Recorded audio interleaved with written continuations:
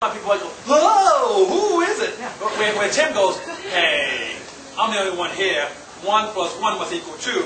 Where Taiwan, 1 plus 1 equals 3. So maybe Taiwan still a ghost, but Tim was logical. Yeah, actually my father was very skeptical, very logical, so I got that from him. So I grew up learning from my father, and when things like that happen, you wonder, oh, what's really going on? So Sylvia from his father. What? Your husband got his. Yeah, oh, yeah. If you didn't shave, how could the bed come up with such a rapid sound? Oh, well, the bed itself, there's slats on the bed that are wood, but if you sit down on it, it gives a little bit. It gives a little bit. If you sit down on it very hard, there's springs on the bed. There's springs on the bed, and connected to posts. So if you sit down very nicely on the bed, there's not very much vibration. But if you just plop down, just plop down on the bed, the post will vibrate. Well, actually, this is a cultural difference. American beds have because the Taiwan beds are different. Those foreigners we know. Taiwan beds are just, they're just there. American, like steel. They're solid. They're not going anywhere. American beds are very spongy and soft. And when Tim sat down, very, very different. Yeah, beds in Taiwan are hard. Yeah. When you lie down, there's no give. Yeah, there's no movement, nothing. In America, beds have springs, and there's wooden slats on the bottom that bend a little bit.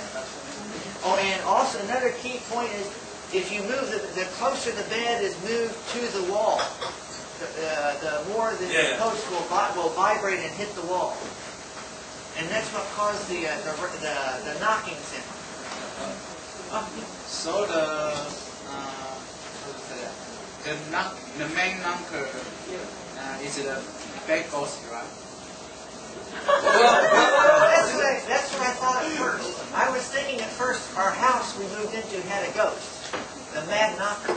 Yeah, actually the main knocker is the bed ghost. Bed ghost? Yeah, bed ghost. Bed ghost, yeah. Bed ghost. Yeah. So you don't believe there's a ghost that existed in this world, right? So you're not afraid. Well, I'm very skeptical. However, Skeptical, so you don't believe. Well, I'm not really sure. No, I believe that Tim is an agnostic. I'd say skeptical. Agnostic, skeptical, yeah. Unless one day you see a ghost, will you believe it? But better not say there's no ghost in the world.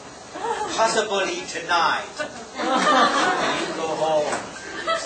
Maybe so. We got a lot of questions going on. I think that's the cultural difference. We're so scared about the ghost that we spend a lot of money on statues and we pray for that, but you don't pray for the bad ghost. No, in fact, I would very much like to, if I knew there was a ghost in my house or something, I would very much like to find out for sure. I wouldn't run away. I'd very much like to find out for sure because it's a very important question. We usually just buy something to ghost money to burn out ghost money, or to hire a man who kick out the ghost. Yeah, right. Yeah. Really? We got a lot of comments going on. Come on, Annie, that's enough. Loud. Chinese people, we have ghost months, and I don't know whether we have ghost months every Ghost month. Ghost months. That year, suppose everybody has own but nowadays, most people don't believe that. But still, it's better to be careful in ghost months because we believe a lot of people they have been kept in somewhere. They only allowed to go outside in that month. Anyway, I'm not talking about this issue. Talking about China, they don't believe any religion. And Mr. Douglas. He is such knowledgeable person. And he pointed out, well, since you never see a God, doesn't mean you don't believe in God. Ghost or God? Same thing. Okay. But at least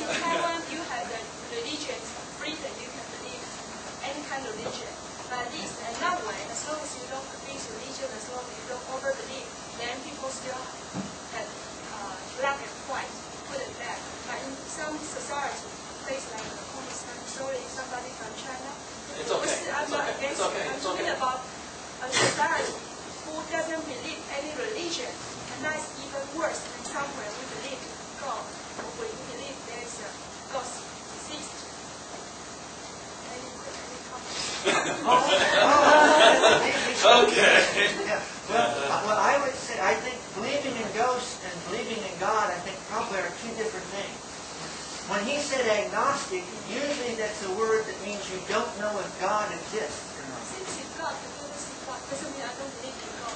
Something like that.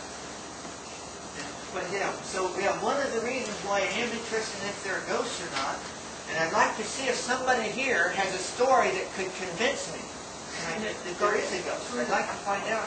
Really, just to find out, will I survive death? After I die, will I go to an afterlife? Tim, are you asking us, does anyone in the audience have a true ghost story that will make you believe in ghosts? Yes. Okay. Yes, I do have one more story. Yeah, It's not a true ghost story, right? And then forget about it. True story.